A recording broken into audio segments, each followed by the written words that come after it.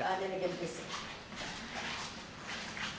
Y bueno, Natalia es una persona que ya la conocéis, está súper dispuesta siempre a apuntarse un bombardeo, a prestarse, y es una muchacha que sabe muchísimo, que es súper joven y que es una sabia, que ha estudiado muchísimo, que ha estado siempre vinculada con profesoras muy interesantes, que ha estudiado mucho, bueno, y cuando le planteé si quería apuntarse a una charlita, pues me dijo que sí a todo.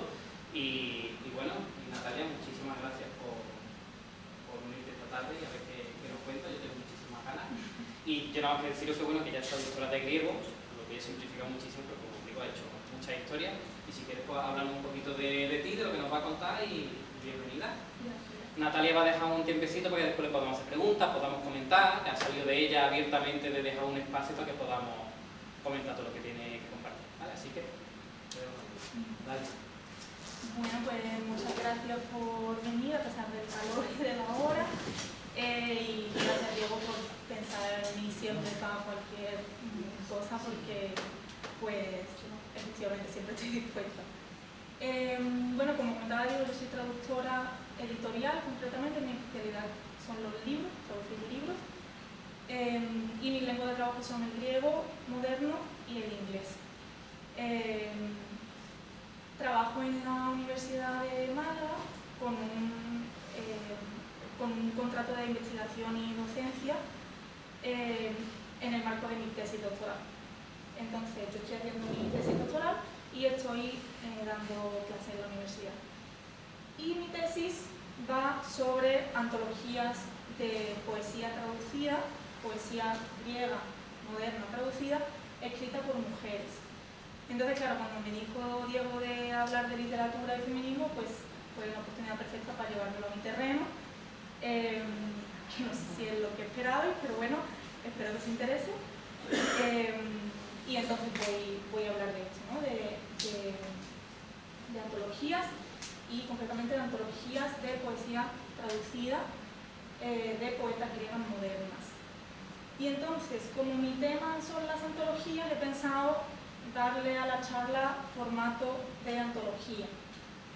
Entonces vamos a empezar con el prólogo, en el que voy a daros un poquito de contexto sobre el papel de las poetas griegas y de la poesía escrita por mujeres dentro del contexto histórico y social de Grecia. Después del prólogo de nuestra antología pasaremos a los poemas. Os recitaré algunos poemas de una selección de poemas de algunas autoras, y vamos a terminar con un epílogo en el que voy a hablaros un poquito más de cómo entra aquí en la ecuación de poesía y feminismo esta combinación de traducción y antologías. Entonces, como sabéis, antes del prólogo, en muchos libros, incluidas lógicamente las antologías, aparece algunas veces alguna cita, ¿no?, que representa de alguna manera el contenido del libro. Entonces aquí os he dejado algunas que creo que pueden ayudarnos a entrar un poco en el tema. Odysseas Elitis, Premio Nobel de Literatura en 1979, a través de Mario Domínguez Parra, dice: pido disculpas entonces por hablar de Safo como mi contemporánea. En la poesía, como en los sueños, nadie envejece. Mandora Bantinú, en voz de Evangelidis, dice: mezclados los códigos, erróneas las señales, he aquí la herencia recibida. Y por último, Safo, a través de Aurora Luque, afirma: te aseguro que alguien se acordará de nosotros. Entonces, aunque parezca mentira, no vengo a hablar de Safo, ¿vale? Pero sí de las herederas de Safo. Tampoco vengo a hablar de la recepción moderna de la cultura clásica, es algo que se me escapa muchísimo, sino que esta tarde Safo va a ser un poco el símbolo que sirve de excusa para hablar de la presencia de la Grecia clásica en las poetas griegas modernas y de la importancia de la herencia literaria en la configuración del canon literario, ¿no? Y por otro lado, pues Safo funciona como referente poético en el caso de la poesía femenina, y es un referente al que se sigue recurriendo constantemente cuando se habla de poesía escrita por mujeres, griega o no. Seguro que esto no resulta extraño, ¿verdad? Es el referente de la poesía femenina. Entonces, ¿qué pasa? Safo, de alguna manera, marca el final de una era que, paradójicamente, nos sirve a nosotras como punto de partida. 2500 años. Cuando Safo calla, le suceden 2500 años de silencio. Porque hasta principios del siglo XX, la crítica literaria no va a volver a dar voz abiertamente a una poeta. En este caso, quien romperá ese silencio va a ser María Polidori, dentro de la crítica, ¿no?, del canon. Y a partir de ese momento es cuando vuelve a entreabrírsele la puerta a la poesía de las poetas griegas, que tímidamente empiezan a hacerse un hueco en el panorama poético nacional griego y posteriormente unas pocas privilegiadas en el contexto internacional también. Este fragmento es el primer párrafo del prólogo de la única antología de poetas griegas modernas que hay en español hasta ahora, y que, al igual que otras muchas antologías en otras lenguas, pues antologías de mujeres poetas, comienza de nuevo recurriendo a Safo como referente.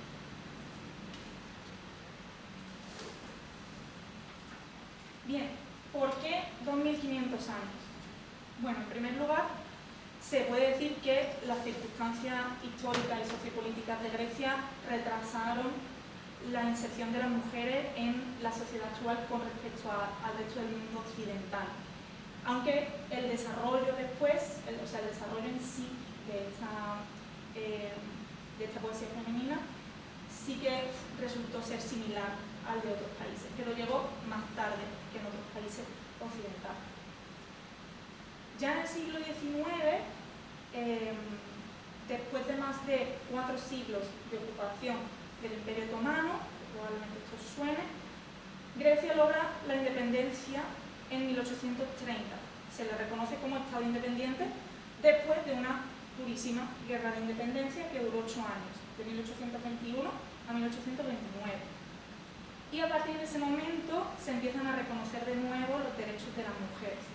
Y es ahí, como cabría esperar, cuando empiezan a incursionar en las leyes. Aunque no adquirirían derechos políticos plenos como ciudadanas hasta más de un siglo después, cuando en 1952 se les reconoce el derecho al voto, desde finales del siglo XIX y principios del XX ya empieza a percibirse en Grecia la influencia del movimiento feminista, casi al mismo tiempo que en Reino Unido y Estados Unidos. Y ya desde finales del siglo XIX empiezan a surgir las primeras poetas que en el siglo XX, por la mejora del acceso de las mujeres a la educación, sobre todo universitaria, se acabarían consolidando como tal, ya con un papel más profesional como poetas. Porque evidentemente durante esos 2500 años había mujeres escribiendo, ¿no? Pero pues por las circunstancias no eran muchas y pues primero porque no tenían acceso a la educación, y las que sí lo tenían y tenían tiempo y libertad para escribir, pues no se las tomaban en serio, porque se consideraba que lo que escribían era inferior, sentimentalista, y pues no estaba bien visto. Luego hablaré un poquito más de eso. Así que al final pues no salía del cajón, ¿no?, lo que pudieran escribir unas pocas. Esto evidentemente no es exclusivo de Grecia, sucedió en la mayoría de lugares, ¿no? Entonces, para este momento, finales del siglo XIX, las mujeres ya habían empezado a buscar su propio camino y la poesía fue el medio que emplearon para plantear sus reivindicaciones. Durante la Segunda Guerra Mundial, Alemania, junto a Italia, ocupa Grecia, de 1941 a 1944. Y como es habitual en momentos históricos turbulentos, pues todo esto acelera la integración de las poetas, que son mujeres comprometidas con la resistencia, en el exilio, o que estuvieron en el campo de batalla día a día ayudando a las familias de los perseguidos durante la posterior guerra civil, del 46 al 49. La Guerra Civil de Grecia fue el primer caso de insurrección comunista en el mundo después de la Segunda Guerra Mundial, lo cual lo convierte en el primer conflicto bélico de la Guerra Fría, que es un dato bastante desconocido. Entonces, en esta lucha por la libertad, ¿no? Fue donde las poetas griegas supieron hacerse hueco en un espacio que hasta entonces parecía pertenecer por derecho natural a los hombres. Y llegamos ya un poco al final de este recorrido. Apenas un par de décadas después del fin de la Guerra Civil, entre el 67 y el 74, Grecia está sometida a una dictadura militar conservadora muy represiva, que dio lugar a enfrentamientos muy graves, como por ejemplo la histórica revuelta de la Universidad Politécnica en el 73, que fue básicamente una manifestación masiva de estudiantes en la universidad por los abusos del gobierno militar. Ocuparon varias facultades en varias ciudades, y principalmente en Atenas, y los tanques, el ejército entra en la universidad, y se estima entre 50 y 70 muertos entre la universidad y en toda Atenas por los altercados que se provocaron después, además de miles de heridos. Esto fue una cosa histórica que en Grecia todavía se recuerda con mucho dolor. De hecho, desde entonces la policía y el ejército no pueden entrar a los campus universitarios, está prohibido. O sea, tiempos complejos, ¿no? Entonces, en todo este periodo de violencia y cambio sociopolítico, de nuevo, como suele suceder, la poesía tuvo un papel determinante. En primer lugar, en la labor de reconstrucción identitaria de Grecia después de la independencia. Como, digamos, la poesía funcionó como agente protagonista del renacimiento cultural que hubo después de la independencia.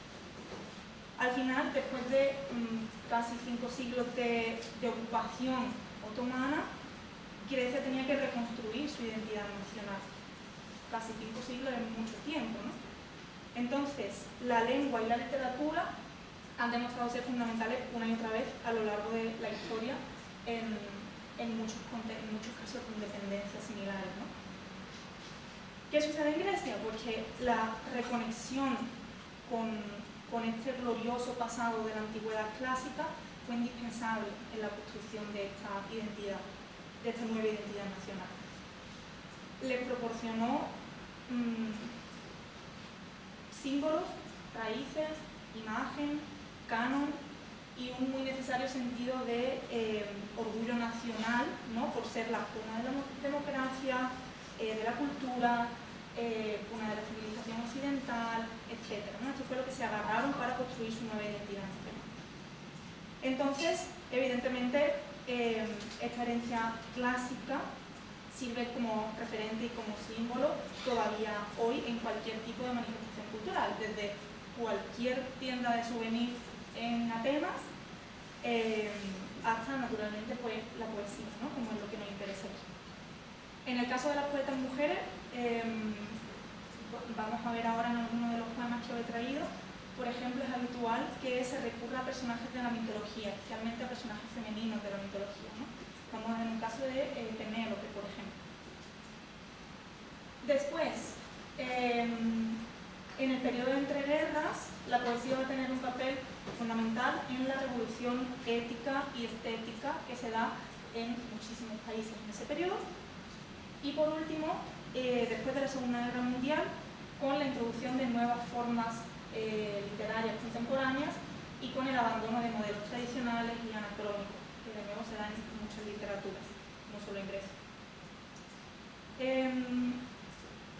El objetivo de asumir estas nuevas formas y abandonar los modelos tradicionales es dar testimonio de la problemática y de la sensibilidad de estos nuevos tiempos a los que se tenían que enfrentar. Desde la independencia hasta el final de la Segunda Guerra Mundial hay pues más de un siglo de metamorfosis en el que la aportación de las mujeres a las letras fue fundamental. Sin olvidar, en toda esta línea del tiempo, ¿no?, que mientras sucedía todo esto, el movimiento feminista también iba extendiéndose por Grecia lentamente, pero con decisión.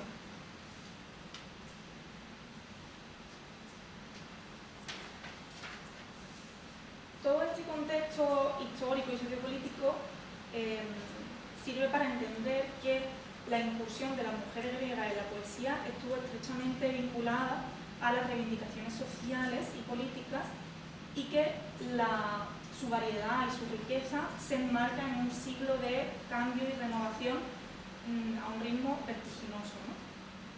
En su poesía hay filosofía y mística, hay militancia de izquierda y un deseo expreso de quebrar la hegemonía patriarcal. Pero también en otros casos hay un fuerte acento religioso con reflexiones sobre la identidad y la naturaleza del pecado, no por ello menos militante.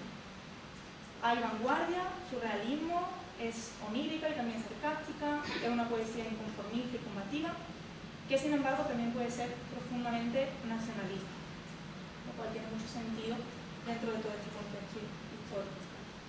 Pero por encima de todo es una poesía que defiende el género poético como un género femenino por naturaleza.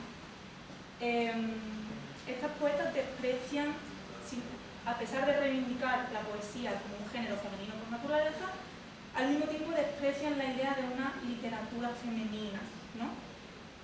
Lo consideran casi una formulación peyorativa. ¿Por qué? Pues por todas las connotaciones que históricamente se le ha impuesto a esta literatura femenina, ¿no? Poesía de la sensibilidad, intimista, doméstica, cursi. O sea, esta es la idea de la poesía femenina, de la literatura femenina en general, es algo por lo que seguimos luchando hoy en día, en cierto modo. Pero bueno, entonces esta idea es la que rechaza.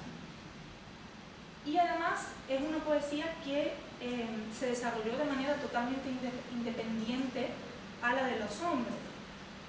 Si se intenta buscar una especie de duplicación del movimiento poético masculino en la poesía de esta escritora, no se va a encontrar. Es decir, el movimiento poético masculino no operó como modelo, simplemente por ser un movimiento como anterior, más desarrollado, del que partir. No. Como mucho se encuentran algunas fuentes comunes de inspiración, antecedentes nacionales, Francia, Inglaterra, España, Alemania son influencias evidentes, tanto en la poesía escrita por mujeres como en la de los hombres, y algunas coincidencias ideológicas en la izquierda más combativa, ¿no? en poetas, hombres y mujeres militantes de izquierda que utilizaban la poesía como medio para tomar su reivindicación. Que sin embargo, aunque partieran del mismo punto, en este sentido se acabaron desarrollando en direcciones muy diferentes.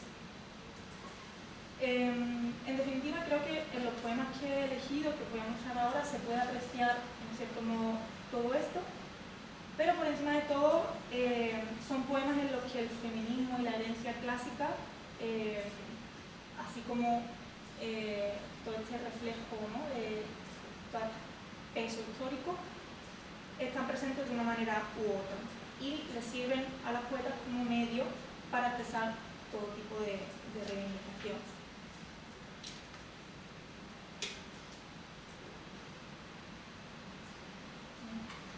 Esa imagen de abajo es de la revuelta del Politécnico, que comentaba antes de los cambios en la universidad y eso, imágenes de las mujeres en la guerra civil, con el voto femenino, la aprobación del voto femenino, la primera elección, y esta es una de las poetas que os voy a presentar ahora, que es María Elena.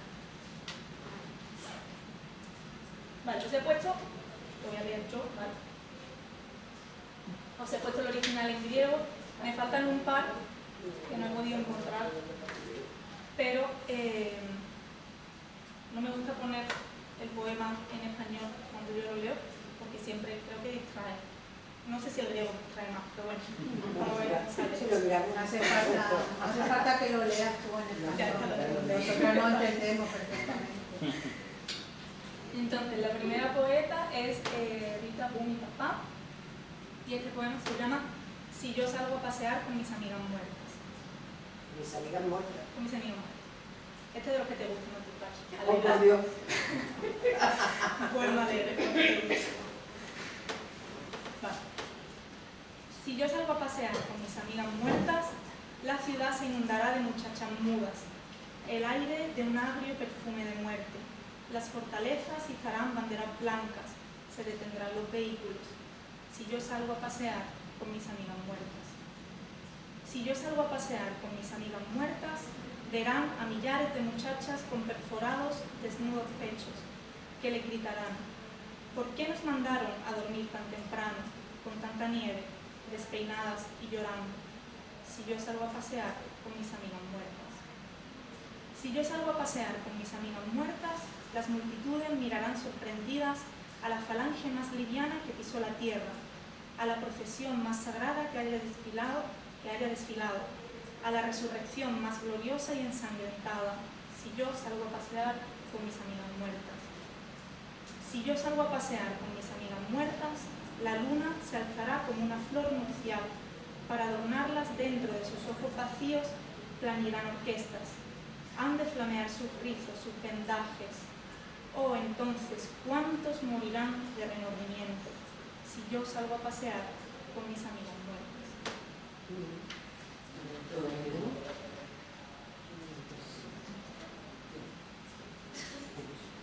De la misma autora, Artemisa. Largo es el camino que he de tomar, y tan frío, al pisarlo descalza al amanecer. Para este viaje me preparé en la cárcel. Me puse una muda de ropa limpia. La noche me asistió como una amiga. Muchachas condenadas a muerte me llaman para que las espere, asegurándome que no tardarán. Me dieron jabón aromático para bañarme y pusieron colonia en mis cabellos. No conozco este lugar donde me han traído ahora, y sin embargo, aquí pronto se derramará mi sangre, al igual que una botella de vino en los esponsales. Preparan sus armas y bostezan los soldados. Oh, perdónenme por despertarlos tan temprano. Cuando por última vez yo peino mis cabellos, ustedes no escuchan aullar a mi corazón como una campana. Un perro ladra allá lejos. Oh, no ladres, por favor, perro de la soledad. Me da miedo. Se rompe el peine entre mis dedos. Adelante. ¿Qué esperan? Apúrense. ¿Desean escuchar mi última voluntad? Tengo 19 años. No quiero morir.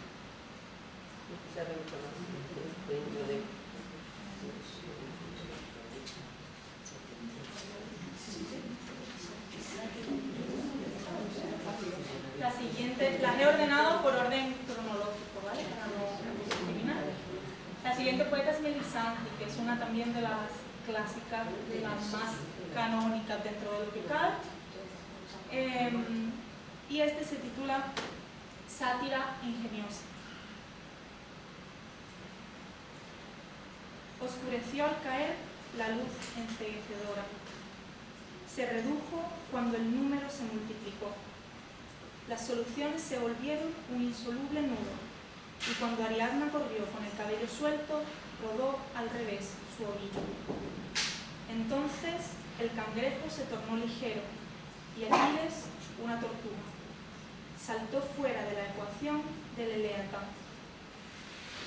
Indiferente al problema del espacio-tiempo, indiferente a la prueba atlética en el hipódromo y a las apuestas perdidas, el alza del petróleo, la fiebre del oro, la crisis mundial, mientras a su alrededor histéricamente se oía gritar: renta-car, renta-car. Ruido de máquinas de excavar y de calcular abriendo grietas en todas las paredes. Las calles, con edificios monstruosos, ondulan, se forman, se deforman, se elevan murallas ciclópeas y versos correlativos. Paisaje nocturno con grillo. La noche, un paraguas al revés, recoge ámbar suelto. Romanticismo y luna que rueda decapitada sobre el asfalto, mientras por un error de la computadora el mundo estalla por el Perdona, el mundo que el mundo estalla por el aire.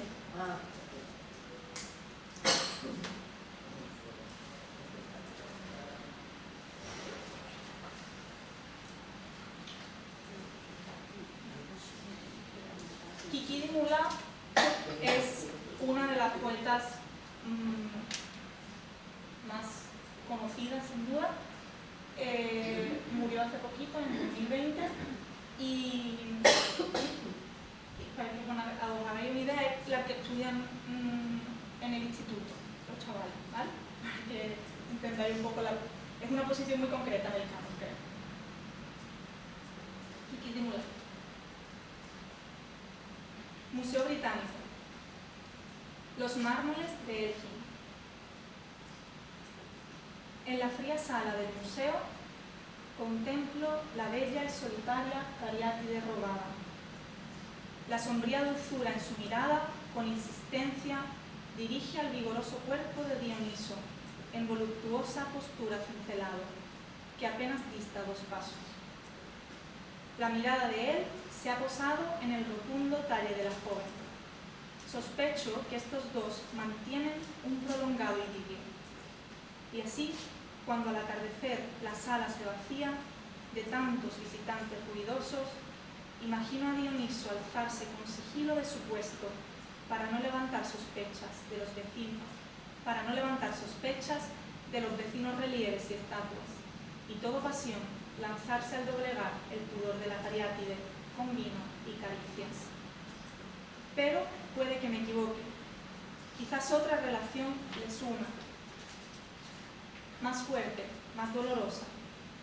En las veladas invernales y en las deliciosas noches de agosto los veo bajar de sus altos pedestales, olvidado el formal gesto diurno, y entre suspiros y lágrimas de nostalgia reconstruir con pasión en su memoria los parteones y erecteones que les fueron arrebatados.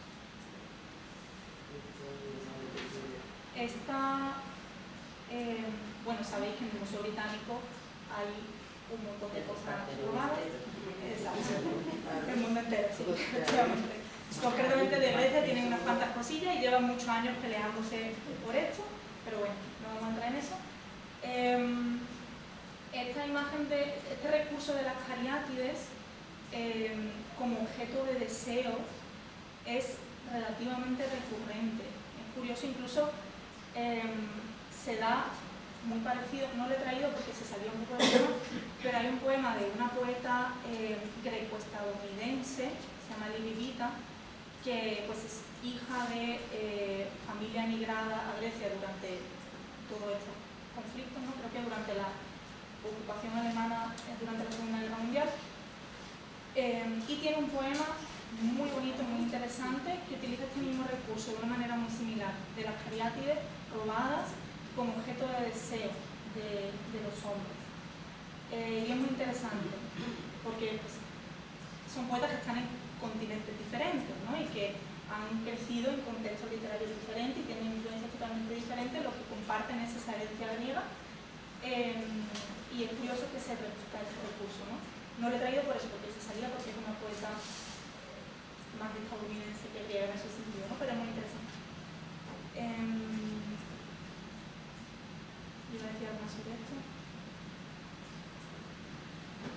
Bueno, eso, si os interesa, os lo puedo pasar.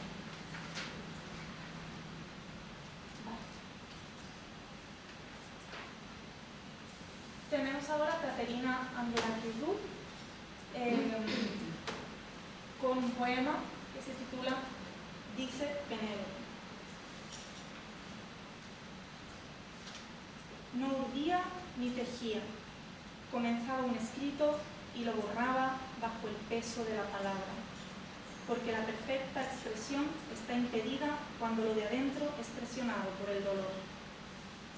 Y mientras la ausencia es el tema de mi vida, ausencia de la vida, llantos aparecen sobre el papel y también el sufrimiento natural de un cuerpo despojado.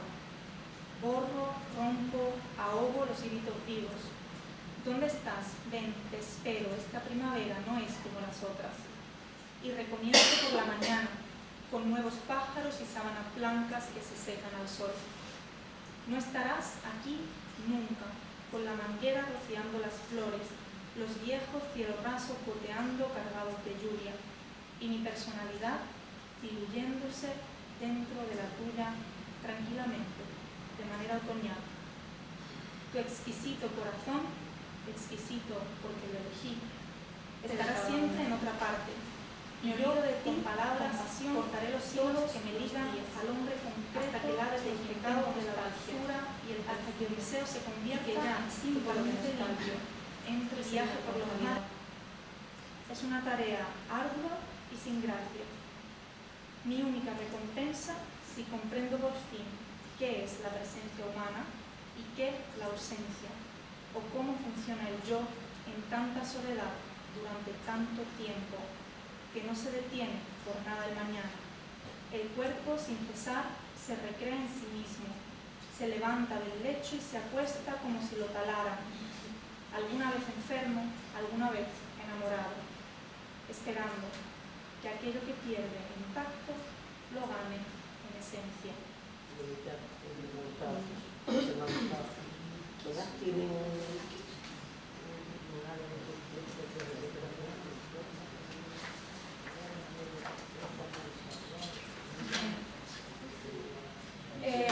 Esta es Caterina Bogu, que es totalmente diferente, ¿vale? Es muy particular. Os he traído un poco los poemas más digeribles para que me entendamos. Ella es una poeta que pertenece a un círculo más de los márgenes. Es una poeta muy militante, muy política, muy burra en su poesía y muy transgresora. En español se publicó hace unos años, bueno, en 2023, un par de años, un poemario suyo que se titula Tres clics a la izquierda, de la editorial de Traversal. Es muy interesante. Ella murió en 1993, se suicidó. Una persona muy culturada, pero con una poesía muy interesante. Mucho más, digamos, con un sabor muy contemporáneo para la época. El primer poema, Cositos. Esa de ahí es una persona concreta. Tenía una vida concreta de hechos concretos. Por eso, esta sociedad concreta, con un objetivo concreto, la condenó a una muerte inconcreta.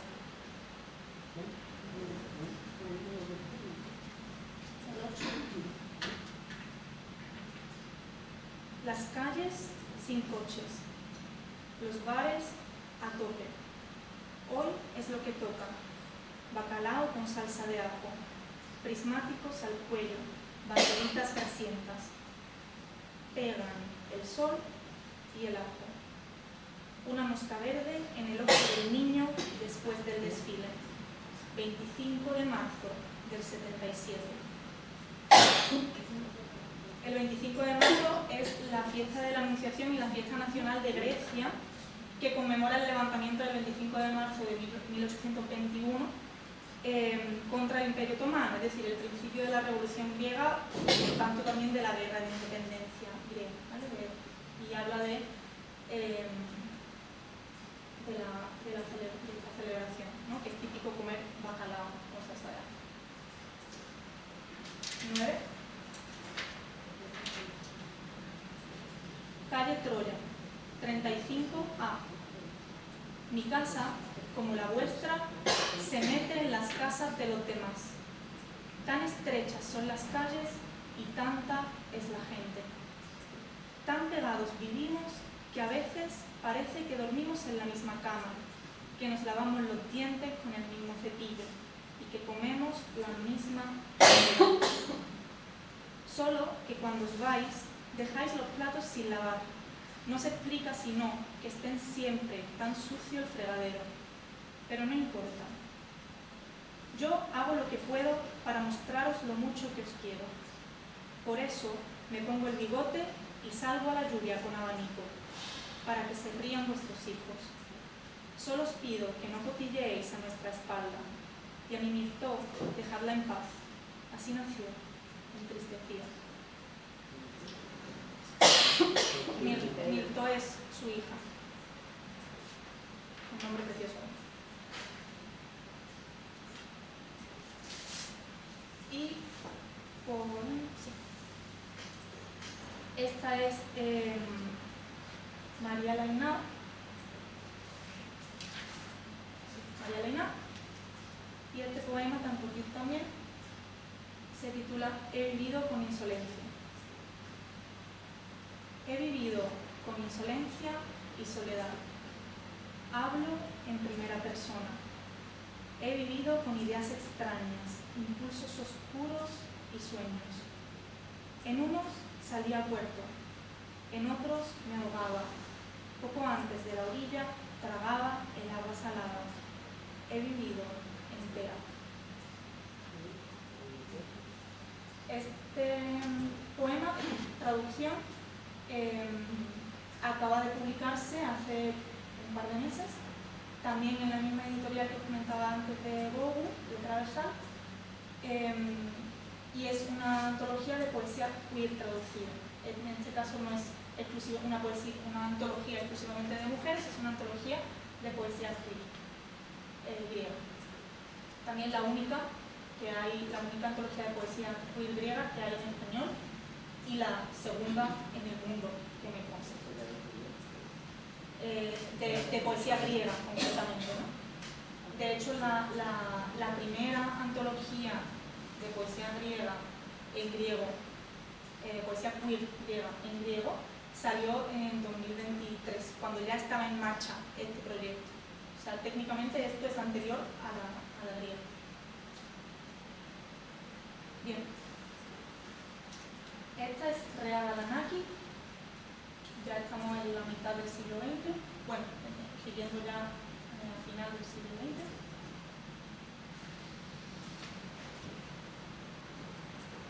Las mujeres tiernas de 30 a 35. Algunas se achican tanto que caben dentro de su alianza. Allí tienden la cuna y se acuestan apenas anochece. Su compañero en el maullido llegó alguna vez, como buen novio. Ahora viene por la noche, las cobija para que no se enfríen. Una ternura de película muda en blanco y negro. Entonces caen, se hieren la rodilla. Su mamá desciende de la fotografía trayendo un algodón azul y vuelve al lado de su marido en la misma pose. Tal vez ella también se achicó al casarse, hasta que su marido la parió de nuevo. Un niño mudo, blanco y negro, con traje, cartera y ese movimiento oscilante de la sonrisa roja.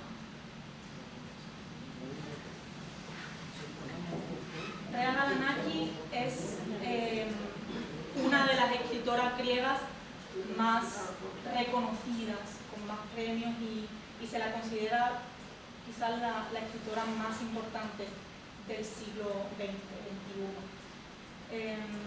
Escribe también prosa, muy buena.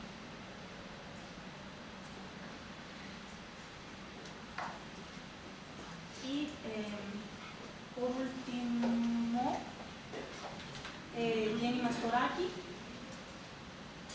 con este poema que se titula Resumen, para terminar.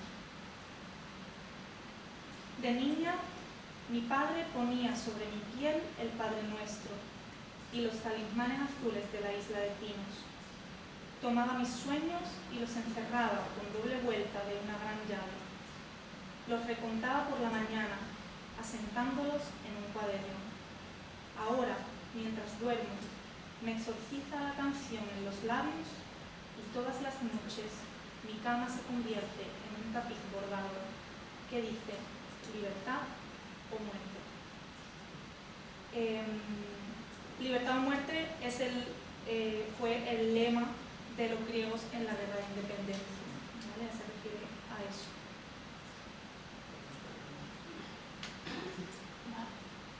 Entonces, con esto llegamos al epílogo, Y como os decía, estos poemas que os he leído ahora son una selección, ¿vale? Que tiene como objetivo simplemente ilustrar un poco lo que el contexto y la introducción de la poesía griega escrita por mujeres, y son de una forma u otra pues representativos de unos criterios, ¿no? Que yo quería traeros aquí hoy. Además, son poemas traducidos.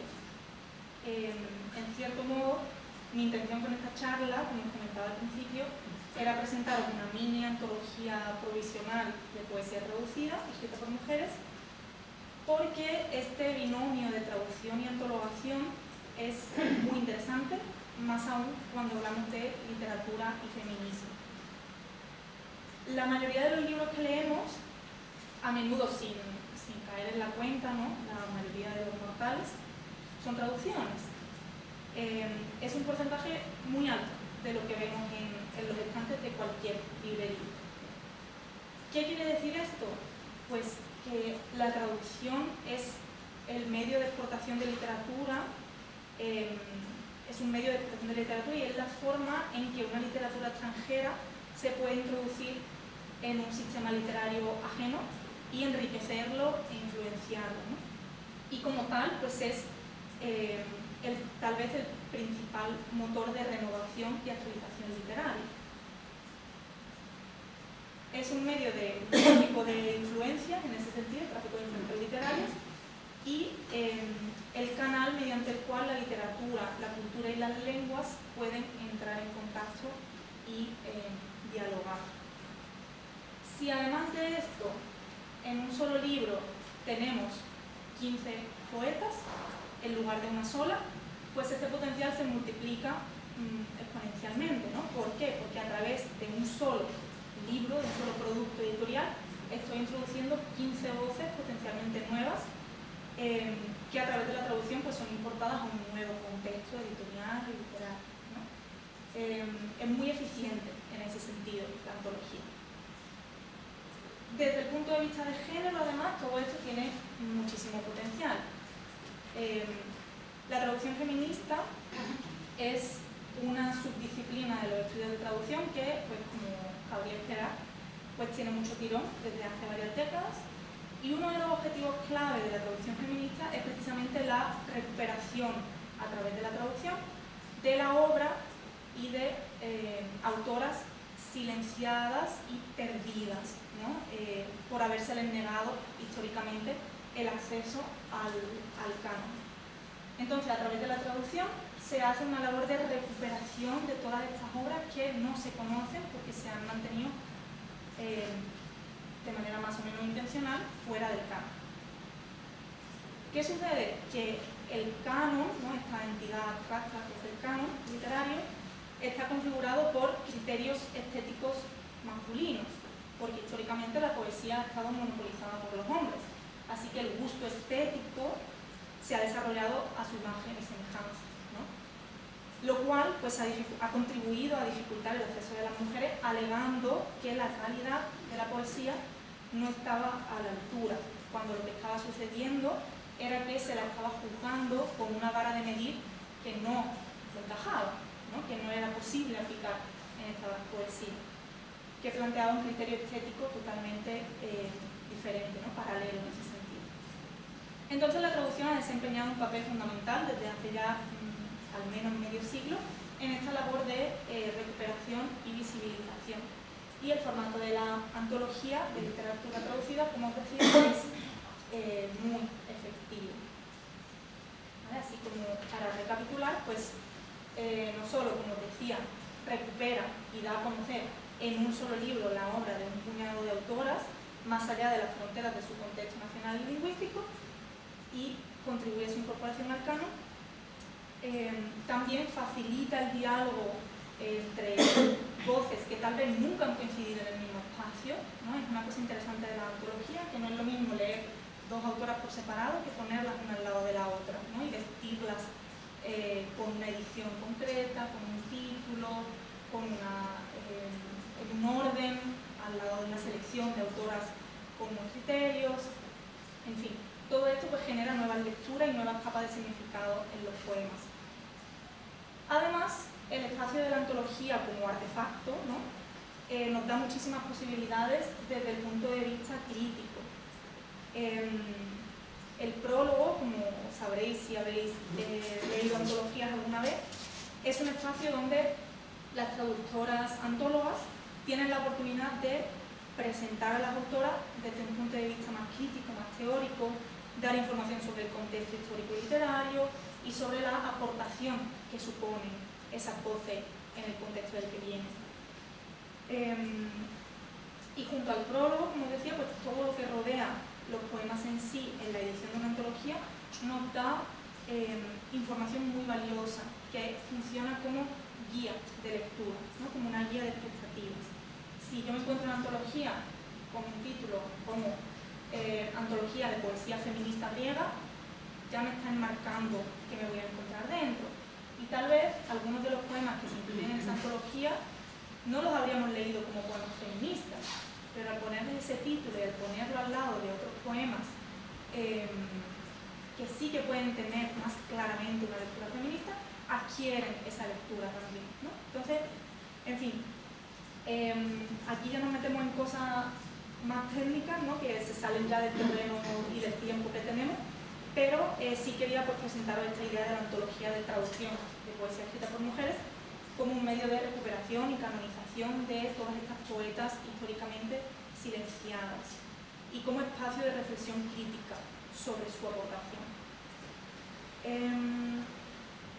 Entonces, como conclusión, recuperando un poco estas ideas que os planteaba al principio, la existencia de un canon de poetas mujeres es imprescindible para que las nuevas generaciones de poetas, mujeres y hombres, tengan referentes, tengan en definitiva una herencia literaria que las sustente y que las ayude a construirse, ¿no?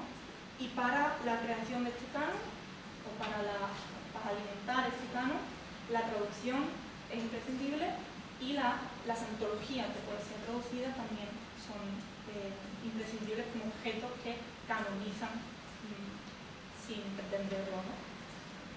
Y pues ya está, bueno, herencia.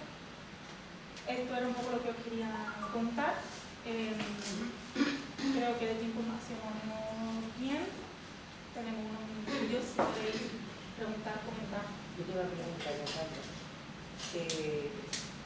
Porque ha habido poesía que me ha enterado, poesía que me ha enterado y también poesía que me ha gustado. Resulta que allí, mejor, aquí como traductora, cuando se traduce una poesía, en este caso del griego al español, no pierde o gana. Esa es mi pregunta. Este es un gran melón que siempre sale, ¿no? En contexto fuera de la traducción siempre sale esa pregunta, así que hace tiene que plantear. Pues mira, yo es que lo he vivido, no la había escuchado, yo es que me he dado cuenta de cosas que entendí y otras que no entendía, te digo yo que traducí. En mi opinión, y probablemente en la opinión de la inmensa mayoría de traductoras que le pregunte esto, gana, ¿vale? Esta idea de un traductor traidor, ¿no? Que se dice mucho, o de lo que se pierde en la traducción, es un poco ingenuo. Y cualquier persona que haya traducido algo lo entiende. ¿Por qué? Porque al final sí, hay cosas que cuando hablamos de traducir nunca hablamos de buscar la palabra siempre equivalente literal en otro idioma, porque eso es una ilusión, eso no existe. Las lenguas funcionan de manera diferente y ninguna palabra, por equivalente que parezca en otra lengua, va a ser 100% equivalente, ni se va a usar igual, ni va a tener las mismas connotaciones. Si tiramos del hilo es que en el momento en que suenan diferentes, en poesía ya no funciona, ¿no? En mi opinión, una de las cosas más valiosas de la traducción es esta posibilidad de aportar, en este caso un poema, ¿no? De generar nuevas lecturas, porque cualquier persona que traduce tiene que decidir, tiene que tomar decisiones cuando se enfrenta a un texto. Y dentro de estas decisiones, en la medida en que se respeta el original, no hablamos de fidelidad en traducción, que es un concepto que también se escucha mucho, hablamos de respeto al original, tiene que encontrar algo que funcione, algo que aporte. Entonces, sí, evidentemente se van a perder cosas en la traducción, pero sobre todo se ganan mucho. Sobre todo porque, ¿qué se gana? Pues un nuevo poema que puedes leer en otro idioma. O sea, todo esto no lo habría podido conocer si no hubiera sido una traducción. Entonces, eso ya es una ganancia importantísima. Sí, pero habrá personas que prefieran el original, yo creo. Claro. Eso como todo.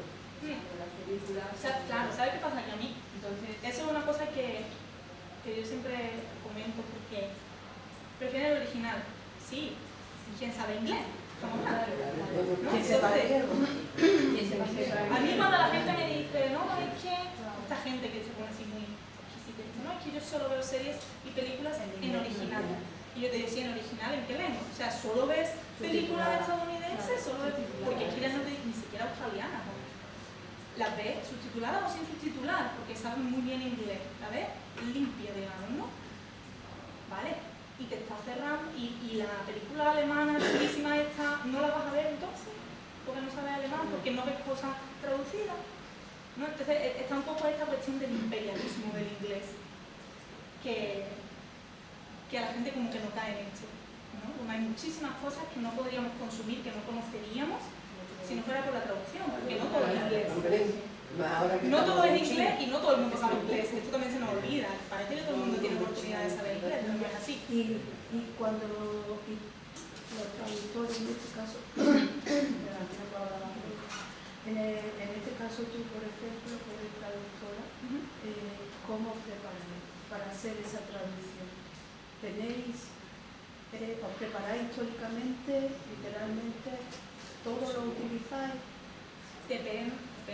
Aquí la respuesta es depende, porque, a ver, si hablamos de traducir un poemario de una poeta que no conocías, normalmente para un poemario tienes bastante tiempo, normalmente lo haces por amor al arte, porque pagan muy poco por un poemario, entonces tienes un poco el lujo y la responsabilidad también en el caso de la poesía de informarte sobre el contexto histórico de esta autora, de cuáles son sus influencias, porque te puedes encontrar muchas referencias y muchas cosas que no vas a entender si no has hecho un poco ese trabajo de documentación.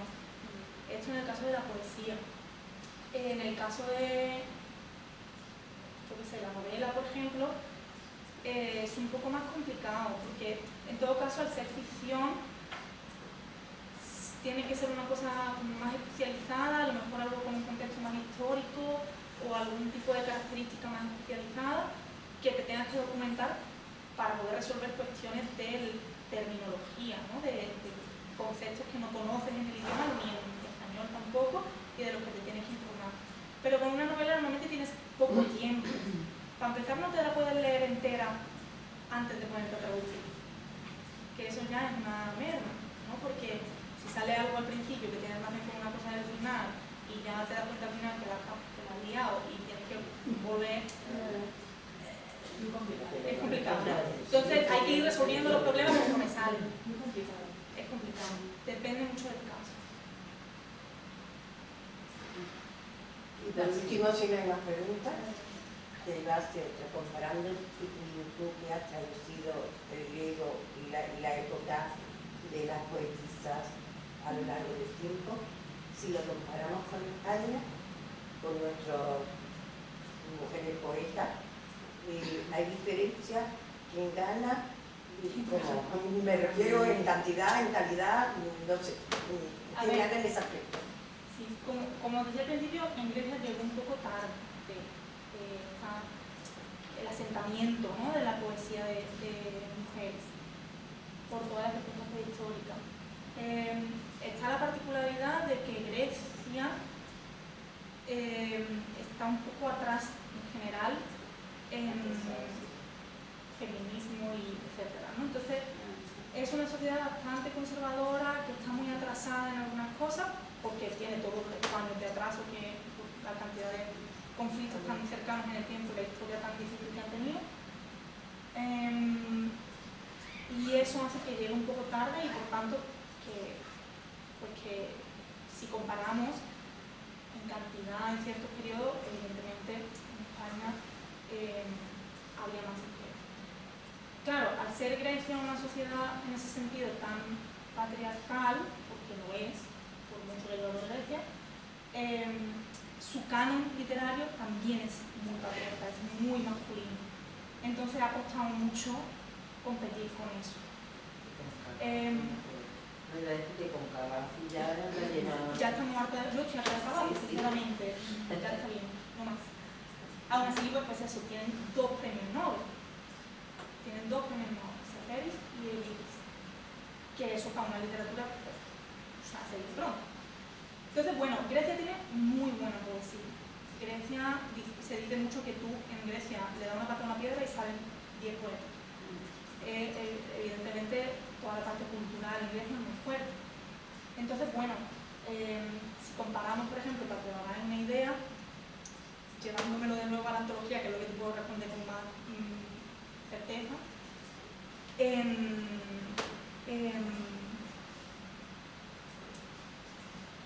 en Grecia, tenías este dato por aquí, creo que al final lo dije. Vale, entonces, en griego, o sea, antologías de poetas, mujeres griegas en griego, publicadas en Grecia, en el griego original, hay 2. Una de 1936 y otra de 1980. Las fechas son interesantes aquí también. 2. Y en traducción hay algunas más, en inglés hay bastantes, pero ¿por qué hay bastantes? Porque la diáspora griega en Estados Unidos es muy, muy importante. Grecia tiene una de las diásporas más grandes y más importantes del mundo. Entonces en Estados Unidos hay mucha gente griega con herencia griega que evidentemente ha impulsado eso. Entonces en inglés hay varias antologías, por lo menos 5, de mujeres griegas en traducción al inglés. Hay una en italiano y una en español, que es de la que me traigo.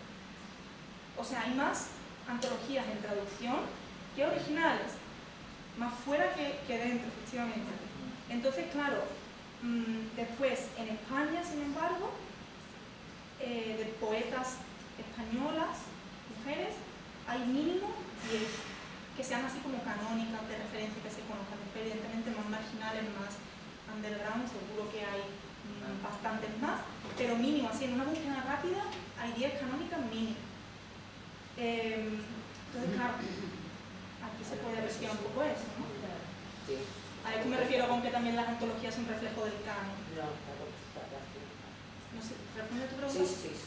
En algún momento no te habían llegado estas poetisas, estas cosas que tú has dicho antes, a formar algún tipo de movimiento. ¿Hay algo así que pueda decirse como una asociación de mujeres poetas, una academia o algo?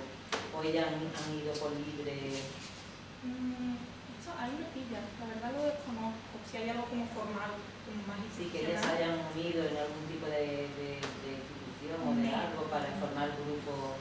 Que yo sé, lo desconozco. No sabría responder.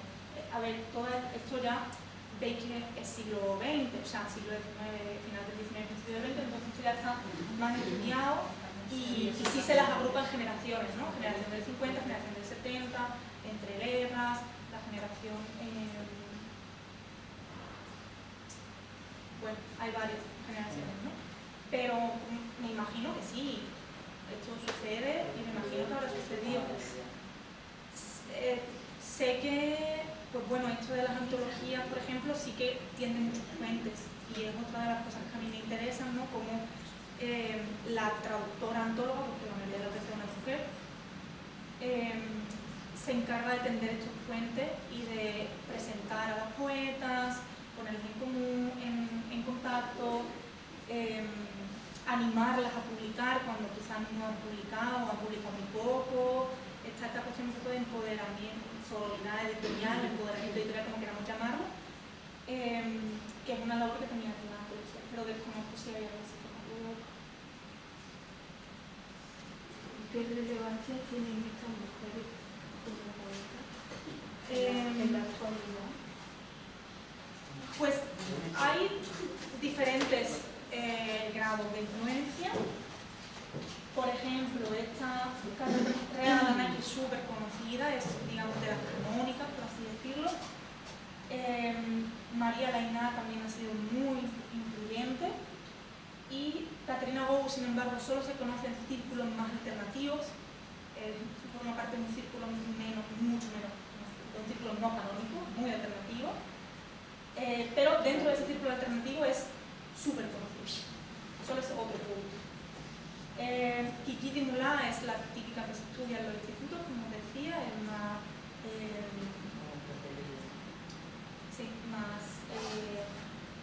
pedagógica, por así decirlo. Y las demás pues también son influyentes, ¿vale? Las que os traigo son de las más influyentes, son de las más conocidas, también son las que hasta ahora puedo tener un acceso más fácil. Son las que están en estas antologías que os comentaba, la mayoría que os he traído son de esta antología que os decía que es la única que hay en español, que es esta. Entonces,